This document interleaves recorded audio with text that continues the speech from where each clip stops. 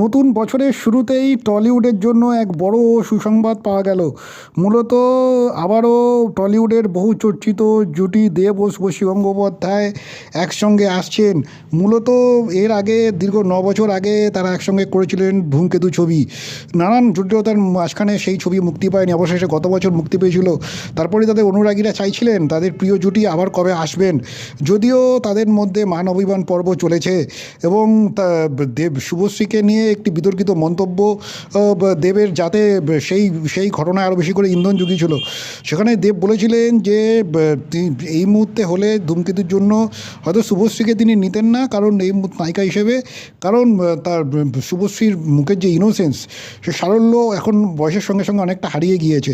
যদিও এই মন্তব্যে তীব্র আপত্তি প্রকাশ করেছিলেন অভিনেত্রী শুভশ্রী। তিনি জানিয়েছিলেন একজন নায়িকা বলেই কি বা নারী বলেই কি তাকে এরকম মন্তব্য করেছেন দেব, তা কখনোই কাঙ্ক্ষিত নয়। যদিও এসব এখন অতীত। মূলত দেব শুভশ্রী জুটি টলিউডের অন্যতম সফল জুটি। টলিউডে একের পর এক সুপারহিট ছবি তারা উপহার দিয়েছেন বাংলা টেলিভিশন সিনেমাবিদের জন্য, তাদের অনুরাগীদের জন্য।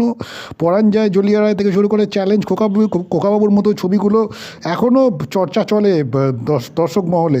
আর যেটা জানা যাচ্ছে, এই আপাতত সেই দেব ও শুভশ্রীর মধ্যে যে ব্যক্তিগত টানাপোড়েন ছিল, যাতে দীর্ঘদিন তারা একসঙ্গে পর্দায় আসেননি, সেই সেই যে দূরত্বে অনেকটাই ভাটা পড়েছে।